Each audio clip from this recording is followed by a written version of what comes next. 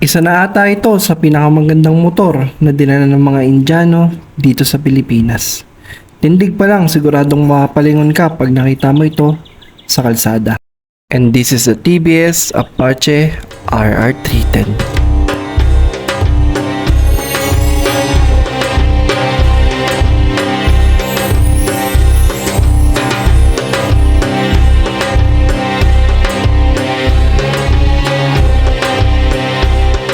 Hi guys, ako nga pala si Sean and ako yung owner nito, TVS Apache RR310.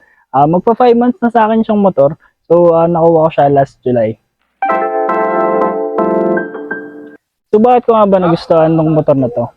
Actually, pinagpilian ko yung Dominar or ito, TVS Apache RR310. And mas pumuko sa puso ko is yung sports bike kasi ayun nga, mahilig ako sa sports bike. Though okay naman yung Dominar, wala din ako masabi doon, pero ito talaga yung tumawag sa akin eh.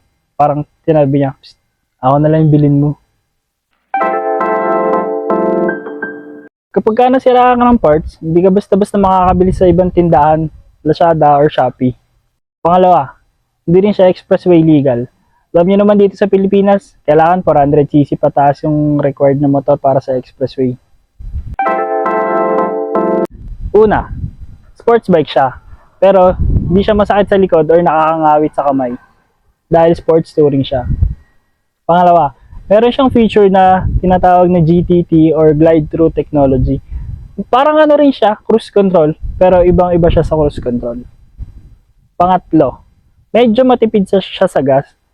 Medyo, bakit? Kasi depende siya kung paano mo gamitin yung motor or kung paano mo patakbuhin. Ano-ano nga ba yung mga features na nagustuhan ko sa motor na to? Tara, samahan niyo ako, tignan natin.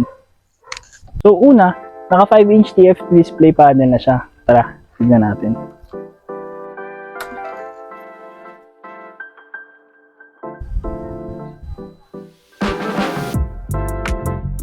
So pwede mo din i-adjust yung display niya. Meron siyang day and night mode. And ang mas maganda pa doon, meron siyang auto-adjust. Manual, meron siyang option na day and ito yung night niya. So yung gulong niya is 110 by 60 by 17. Then yung sa likod is na 150 by 60 by 70 na siya. And ang mas maganda dito, naka Michelin Road 5 na siya. And yun yung stock tire niya.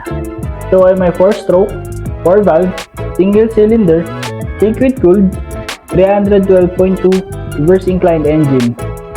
May lakas na 27.3 Nm of torque, 7,700 RPM sa sport and track mode.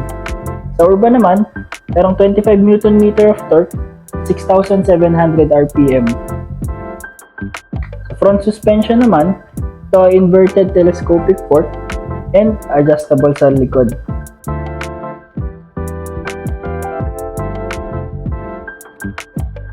Tunay ngang isa to sa pinakamagandang motor na nilabas ng TVS dito sa Pilipinas. Kaya di na ako magtataka kung marami akong makitang ganto sa kalsada. Thank you for watching. This is Shiplugs Moto Pictures.